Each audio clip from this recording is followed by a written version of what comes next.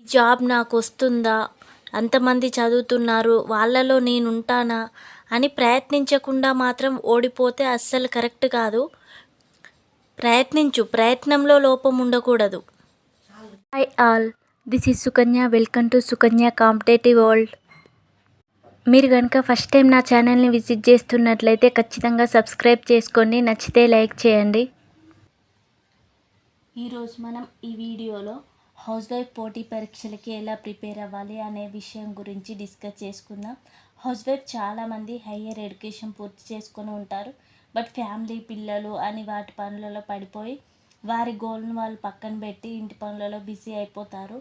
But వాళ్ళకు నేను ఏదో ఒకటి చేయాలి, చదువుకోవాలని ఆశ ఖచ్చితంగా ఉంటూనే ఉంటుంది.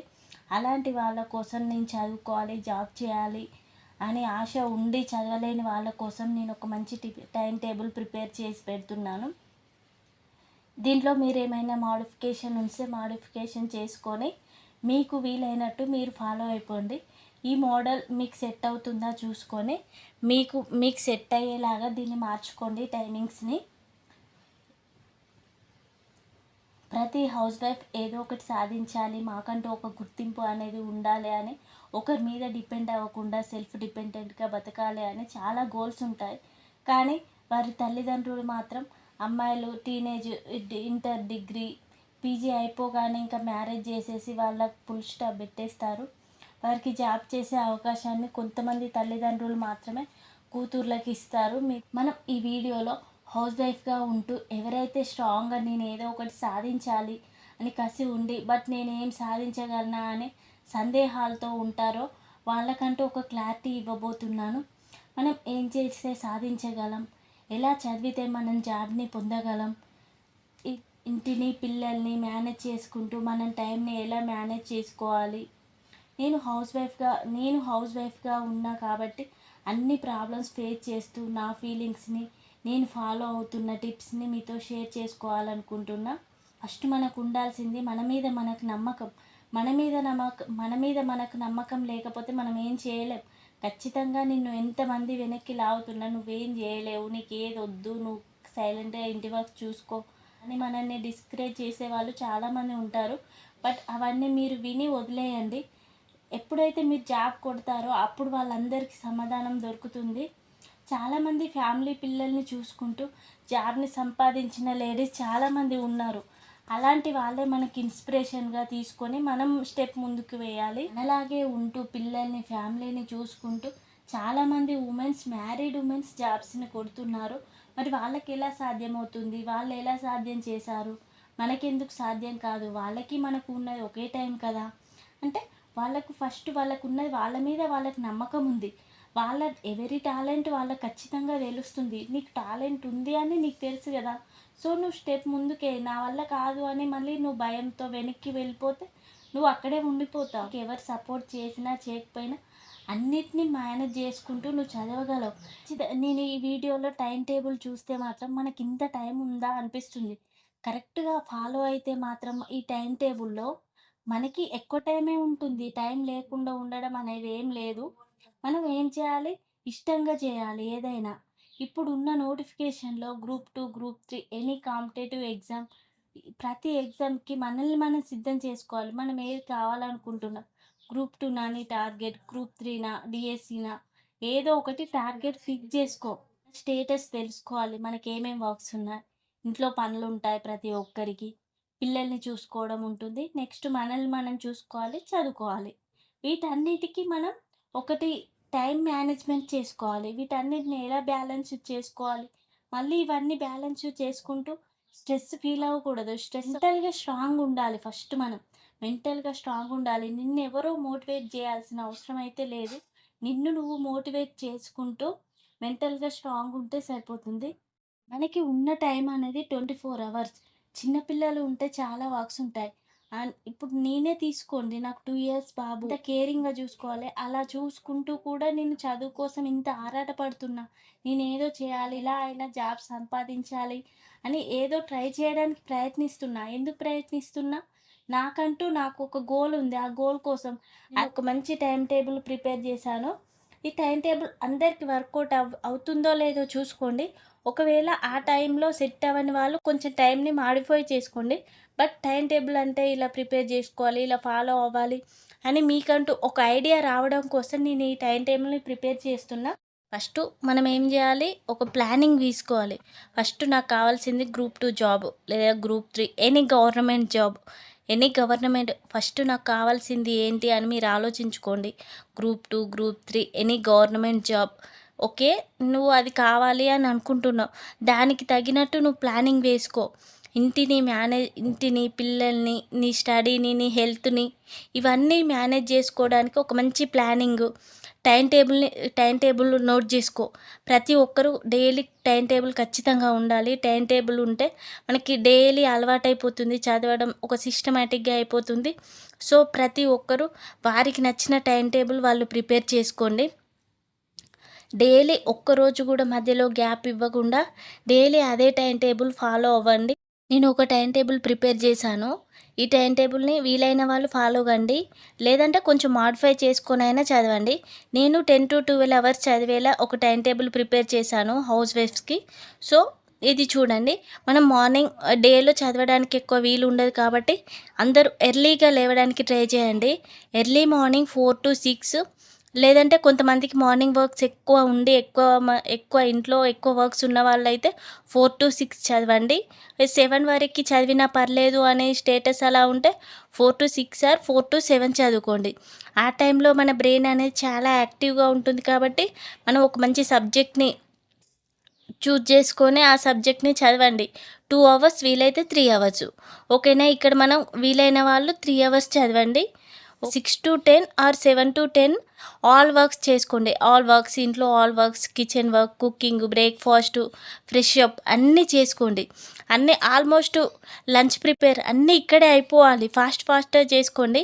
ఈ టైంలో మనం ఏం చేయాలి, 7-10 ఆర్ 6-10 చేస్తుంటారు కదా, వీలైతే ఈ 4-6 ఆర్ 4-7 చదివిన దాన్ని రివైజ్ చేసుకోండి.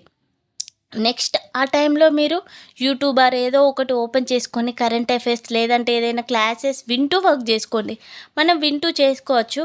వీలైతే బ్లూటూత్ క్యారీ చేయండి. మనం ఏ వర్క్ చేస్తున్నా బ్లూటూత్ క్యారీ చేస్తూ మనం వింటూ వర్క్ చేయొచ్చు. వెజిటేబుల్స్ కట్ చేయడం, కిచెన్ వర్క్ టోటల్గా చేసేటప్పుడు మనం క్లాస్ వింటూ చేసామనుకో మన బ్రెయిన్కి ఖచ్చితంగా ఎంతో కొంత ఎక్కుతుంది. క్లాసెస్ వింటూ లేదా రివైజ్ చేసుకుంటూ ఇక్కడ ప్రిపేర్ అవుతూనే వర్క్స్ చేయాలి. మనం టోటల్గా 6-10 వర్క్స్ మీదనే ఉండకండి. మనం ఏం చేయాలి, ఇక్కడ క్లాసెస్ వినండి లేదా బ్లూటూత్ క్యారీ చేయండి. బ్లూటూత్ పెట్టుకొని క్లాసెస్ వినండి, లేదంటే రివైజ్ చేస్తూ వర్క్ చేసుకోండి. ఓకే, నెక్స్ట్ 10-1 ఇక్కడ ఫ్రీ టైం అండి. మనకు టోటల్గా మన రీడింగ్కి పెట్టుకోండి. ఫస్ట్ మార్నింగ్ షిఫ్ట్ ఒక సబ్జెక్ట్ పెట్టుకోండి, ఆఫ్టర్నూన్ ఒక సబ్జెక్ట్ పెట్టుకోండి. ఇక్కడ మార్నింగ్ ఏదైతే చదివారో అది మళ్ళీ ఇక్కడ చదవండి. 3 అవర్స్ చదవండి. ఇది అందరికీ వీలవుతుంది. మ్యాక్సిమం 3 అవర్స్ పెట్టుకోండి. 3 అవర్స్ పెట్టుకొని తర్వాత ఇక్కడ 2 అవర్స్, 3 అవర్స్లో 2 అవర్స్ చదివిన మళ్ళీ రివైజ్ చేసుకోవడానికి ఒక 1 అవర్ రివైజ్ చేసుకోండి. మళ్ళీ లేదంటే మనకు గుర్తుండదు. నెక్స్ట్ 1-2 లంచ్ బ్రేక్ తీసుకోండి. తర్వాత 2-4:30 ఆర్ కొంతమంది 5 వరకు ఉంటారు, కొంతమంది పిల్లలు 4:30కే వచ్చేస్తారు. 2-4:30 ఇక్కడ మళ్ళీ ఆఫ్టర్నూన్ ఒక సబ్జెక్ట్ తీసుకోండి. అది 2.5 అవర్స్ ఆర్ వీలైతే 3 అవర్స్. తర్వాత మళ్ళీ నెక్స్ట్ 4:30-5-8 ఇక్కడ మళ్ళీ హౌస్ వర్క్స్, పిల్లలు ఇవన్నీ చూసుకోండి. ఇవన్నీ చూసుకుంటూ మళ్ళీ మీరు వీలైతే ఇక్కడ చదివిన దాన్ని రివైజ్ చేసుకోండి ఆర్ క్లాసెస్ వినండి. ఈ సబ్జెక్ట్ చదివావి ఇక్కడ, దాని గురించి క్లాస్ వినండి. వింటే మీరు చదివింది ఎన్ని పాయింట్స్ కవర్ అవుతున్నాయి అనేది ఇక్కడ తెలుస్తుంది. నెక్స్ట్ 8-10 ఆర్ 7-10 మళ్ళీ రీడింగ్ టైం పెట్టుకోండి. ఇక్కడ వీలైతే 2 అవర్స్ ఆర్ 3 అవర్స్. సో, ఇక్కడ ఆఫ్టర్నూన్ ఒక సబ్జెక్ట్ పెట్టుకున్నాం కదా, ఆ సబ్జెక్ట్ పెట్టుకొని 2 అవర్స్ చదివి మళ్ళీ దాన్ని రివైజ్ చేసుకోండి.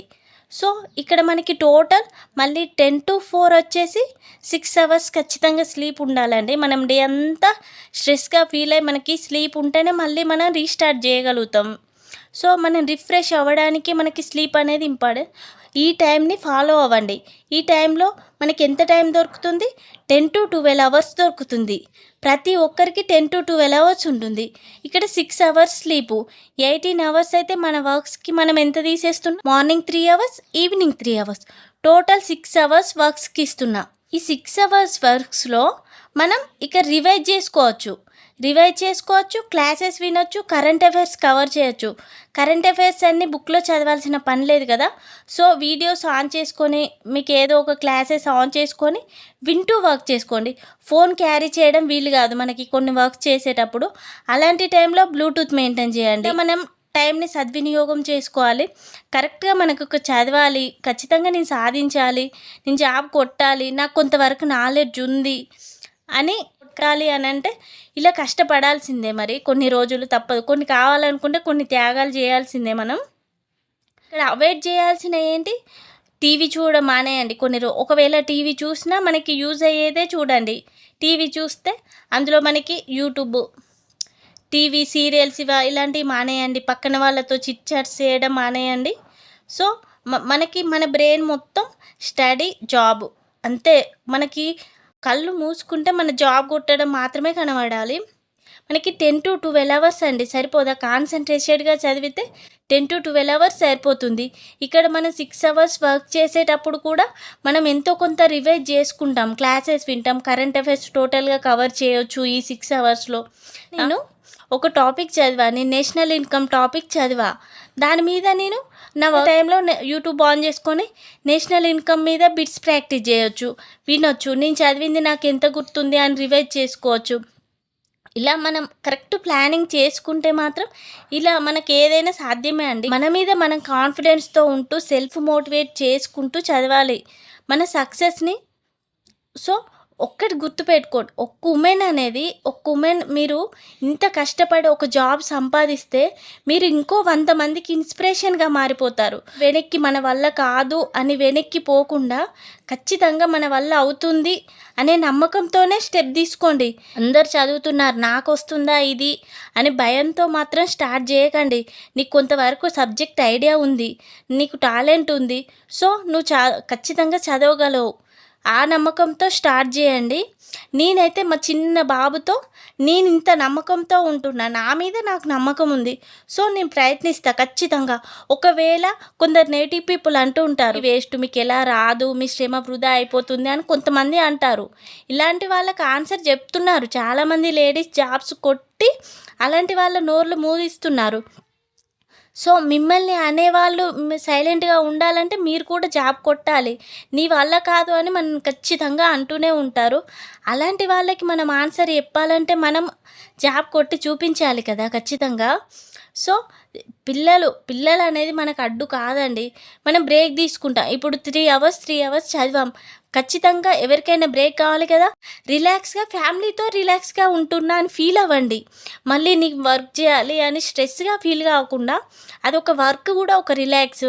నెక్స్ట్ బోర్ అనిపిస్తే మళ్ళీ క్లాస్ పెట్టుకోవడం, చదివి అలసిపోతాం కాబట్టి క్లాస్ పెట్టుకొని బిట్స్ వినడం, ప్రాక్టీస్ చేయడం, ఇలా సెట్ చేసుకోండి టైంని. మనం చదివిన టాలెంట్ అయితే ఎక్కడికి పోదు, మనం చదివిన నాలెడ్జ్ ఎక్కడికి పోదు. ఒకవేళ నువ్వు ఇంత కష్టపడినా నీ లక్ బాగుండక జాబ్ రాకపోతే నీ పిల్లలకి ట్యూషన్ చెప్పుకో. నువ్వు ఈ నాలెడ్జ్తో నీ పిల్లలకి చెప్పుకోలేవా? నెక్స్ట్ స్కూల్లో, కాలేజ్లో ఈ నాలెడ్జ్తో చెప్పుకోలేవా? ఇన్ని రోజులు ఒక 1 ఇయర్ నువ్వు ప్రాపర్గా కష్టపడడం అలవాటైతే నీకు చదవంటే ఏంటో అర్థమవుతుంది. అది నీకు ఒక డిసిప్లిన్ అలవాటు చేస్తుంది. ఆ డిసిప్లిన్ నువ్వు నీ పిల్లలకి నేర్పించుకో. సో ఇలా పాజిటివ్గా తీసుకో. నాకు రాదు అని డిమోటివేట్ అయిపోయి నీ మీద నువ్వు నమ్మకం కోల్పోయి మాత్రం సైలెంట్గా ఉండకు. మనం సైలెంట్గా ఉండిపోతే, చేతకాని వాళ్ళలా ఉండిపోతే మాత్రం మనం ఏది సాధించలేం. మనలాంటి వాళ్ళే చాలామంది ముందుకెళ్ళి జాబ్ సంపాదిస్తున్నారు. సో మనకి కూడా టైం వస్తుంది. మనం కరెక్ట్ ప్లానింగ్ చేసుకుంటూ చదువుకోవాలి. ఇలా పిల్లల్ని, ఫ్యామిలీని మేనేజ్ చేసుకుంటూ ఇలా టైం టేబుల్ని ఫాలో అయ్యండి. మనకు దొరుకుతుంది కదా, 10-12 అవర్స్ దొరుకుతుంది. వర్క్ చేస్తున్నప్పుడు కూడా మనల్ని ఎవరు డిస్టర్బ్ చేయరు కదా. మనం వర్క్ చేసేటప్పుడు ఆ వర్క్ టైంలో బ్లూటూత్ పెట్టుకొని క్లాసెస్ వినడమో, లేదా చదివిన దాన్ని రివైజ్ చేసుకోవడమో ఇలాంటివి చేయండి. సో ఇలాంటి టైం టేబుల్ ఫాలో అయ్యి ఖచ్చితంగా చదవండి. చదివితే ఈరోజు కాకపోయినా నెక్స్ట్ నోటిఫికేషన్ అయినా వస్తుంది. ఈ నోటిఫికేషన్‌లో రాలేదు. నెక్స్ట్ నోటిఫికేషన్ వస్తూనే ఉంటాయి కదా! ఒకవేళ ఏది రాకపోయినా ఆ నాలెడ్జ్‌తో నువ్వేదో ఒకటి లైఫ్‌లో ఏదో ఒకటి చేయడానికైనా ఉంటుంది. నీ మీద నీకు కాన్ఫిడెన్స్ రావడానికైనా ఏదైనా నీ నాలెడ్జ్ అనేది ఎప్పుడూ వృధా అయిపోదండి. ఇదొక్కటి గుర్తుపెట్టుకోండి. ఈ వీడియో గనుక మీకు యూజ్‌ఫుల్ అనిపిస్తే ఖచ్చితంగా లైక్ చేయండి. సబ్స్క్రైబ్ చేసుకోండి. Thank you for watching.